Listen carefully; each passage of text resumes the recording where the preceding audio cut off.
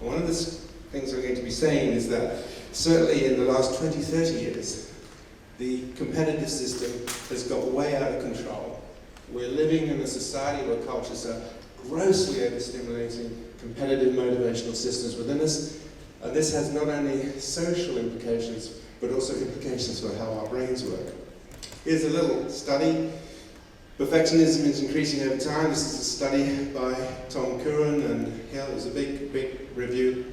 And they say the behaviors associated with competition and the attainment of social status has risen in recent years. Individuals across the industrial world have become preoccupied with upward social comparison, experience considerable status anxiety, adopt materialism as a means of protecting their lives in relationship to others. Because individuals cannot avoid being sorted, sifted, ranked by schools, universities, and the workplace, neoliberal meritocracy places a strong need to strive, reform, achieve at the center of modern life. As a result of that, the Mental Health Foundation in England has recently shown that 74% of adults felt so stressed over the life that they are wanting to self-harm. We also know that neoliberalism and capitalism has generated this problem of unequal cultures. Now, you probably can't see this, but basically, drug use is more common in unequal cultures. Prison rates are higher in more unequal cultures. Look at the USA, very high percentage of locked up people, particularly young males. Mental illness is more common in unequal societies. Depression is more common in unequal societies.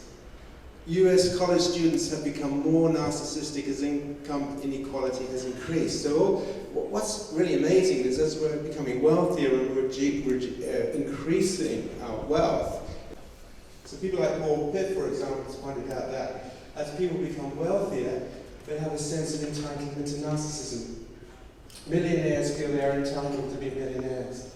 Bankers have £4 and £5 million payoffs that they say, but I'm worth it because I work hard.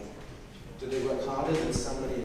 Also, the evidence shows that as people become more higher up in the hierarchy, they actually become less compassionate. Demigods thrive by whipping up our fury, so they create inequality, and then they use that to stimulate the threat for which they are now going to be your protector. So here's a nice study here. Our country needs a strong leader right now because of inequality. So they create inequality, and then they say, but we have systems. There's lots and lots of evidence that we are becoming less empathic, less orientated to community values and more tribal, and this is certainly the case in the UK. The UK is in terrible, this tribal, let's stay in Little Britain. More status concerns, so compassion has to address the dark side of humanity.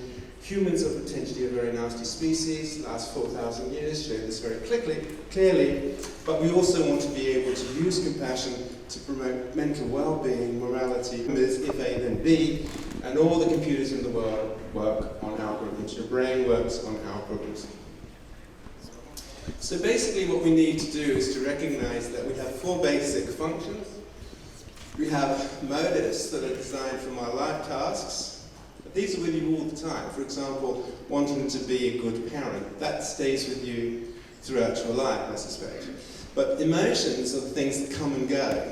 And you can have changes in emotions over time. So you can have anger or sadness or anxiety. Competencies are your abilities to perform actions. So birds need wings to fly, and they need a brain that will help them fly. Legs are for walking, but we also have a brain that moves the legs. And here we are, reasoning, empathy, and memory are competencies.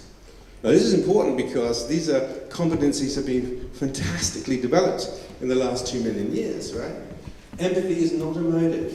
I mean, you can be motivated to be empathic, but that's for another reason, because you want to understand people. Empathy is a competency, and you can use it for good or for bad.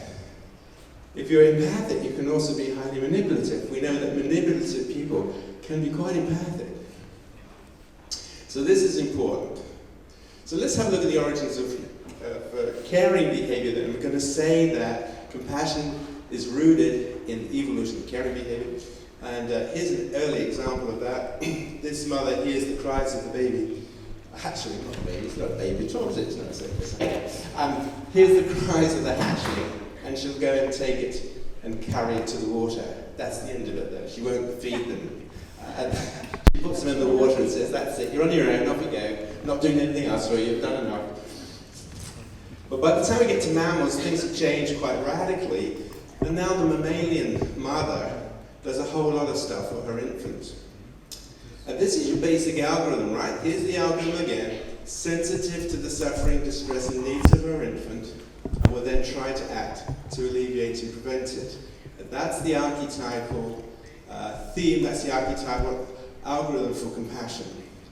And it turns out that if you look at what the mother does, she pays attention, feeds, provides, protects, temperature regulation. So the mother is able to do a lot of things by working out what her infant needs, working out the context. So what she actually does depends on the context. Now it turns out that the evolution of attachment and caring created or came with a range of neurophysiological and physiological structures. Now Tanya is going to talk a lot to you about those structures and how they work in the brain, that when they're activated will organize the mind, help calm the mind, and promote prosociality. One of the physiological systems that has been adapted is called your parasympathetic system. I'm not going to go into this too much, but very briefly, your parasympathetic system, or what is called the myelinated vagus nerve, evolved considerably. It was adapted. Compassion is being introduced into business, politics, and schools. Go through that one. We need a definition of compassion as a basic motive. And really what's at the center of compassion is courage and dedication to address pain, to address difficulty. That pain may be in you, may be in your trauma, or it may be in the world, it may be in others.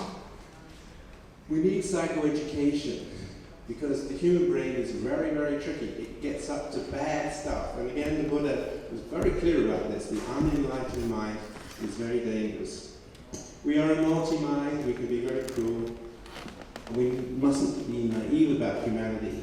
We need a model of affect regulation that's not just based on cognition and cognitive processes, but is rooted in our understanding about how affiliative relationships, particularly the parasympathetic system, regulates our emotions. We need to build compassion-focused motives and competencies within our schools, within our minds, within our relationships, within our families, of course we do. The rule of law is very important for compassion. People often don't see that, but the rule of law is essential for compassion. Understand and work on the inhibitors of compassion, which is one of my big research areas, as you might know, and so forth. So finally then, we want to use our schools and universities so that we create the clinicians seeking cures for diseases, be the scientists trying to solve ecological problems, be the lawyers trying to instigate a moral, just and fair world, be the politicians dedicated to helping the poor and creating opportunities for all, run our media, run our entertainments, and so forth. So there we go, last slide then. Some of the key social things as a culture we need to do is understanding what compassion is and what it's not. And when you go into businesses, as I do, if you go in with this idea, it's a dedication, it's about courage, right? They'll buy that. If you go in with kindness and love, then they don't buy that, I'm afraid. Clarity on that, define compassion now. Look, all over the world, there are amazing people doing amazing things with charities, working with the poor, working in Africa, fighting for justice. We need to also focus on the good in people, the courage in people, the dedication in people, and really use that. Have much, much more sharing of just the wonderful things that people are doing, not just looking at the dark side. We have to have opportunities to develop our own compassionate mind, to realize that, like the Buddha said all those thousands of years ago, we need our own minds. We need to clarify in our own minds our compassionate orientation and intention, because without that, it's going to be difficult to help others. So on that note, I thank you very much for listening to me, and it's my delight and pleasure and privilege to hand over to the wonderful Tanya.